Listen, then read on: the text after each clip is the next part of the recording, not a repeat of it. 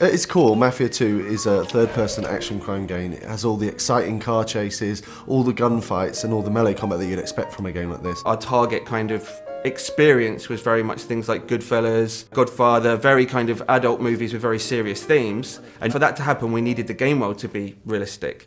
Shooting is one of the most important things in the game, and obviously, as we try to be realistic, our weapons are quite lethal. We really want it to feel like deadly combat. What we don't want is the player sort of rushing enemies and doing things like that, you know. You can only take 2 or 3 shots before you actually die. If someone shoots at you, the first instinct is to get behind some cover.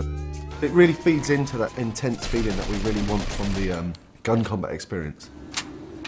We spent a lot of time and effort on the cover system because the player will spend a lot of time using it.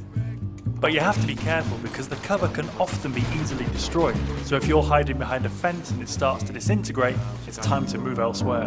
This destructibility was a big thing for us. We wanted to fill the whole city with a massive number of destructible objects, so the player felt that they could pretty much destroy anything.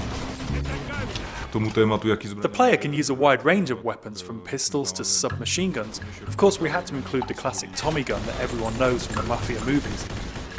We do massive explosions from different stuff, like vehicles can be exploded. With some Molotov cocktails, they'll sort of set fire to the gasoline as it falls on the floor.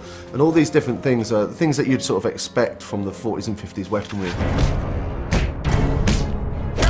Melee combat in the game is a really sort of visceral experience. We wanted it to feel really brutal. So it's a very simple system. Using 2 buttons, you perform these either hard punches or light punches. And then using a combination of these, you perform these finishing moves. But the coolest thing is these finishing moves are sort of context sensitive as to where you are in the world. So if you're stood near the hood of a car, then the player might punch a guy and then sort of smash his head against the hood of the car, which is a really cool thing. The driving model is very realistic. So you drive these things, they really feel like period cars. They feel very heavy, they feel really satisfying when you're driving them around.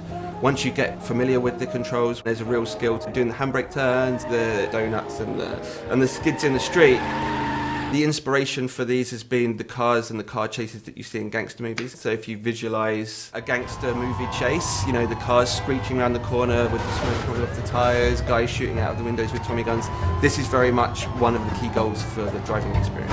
You've got like a few features in the game which allow the player to sort of like personalise their vehicle. In the body shops you can customise the car a fair deal. You choose the car that you like the best. You know, I'm going to choose to take this car on the mission because it's better than every other car in the city. I think that's a pretty cool decision to make. Our gameplay is great. We've got shooting, car chasing, everything a game needs, but we also need to link it to the story to create a believable game. We needed to move away from some of the more arcadey conventions that you see in other open world games and focus more on a realistic experience for the player, so the player behaves like a Mafia gangster.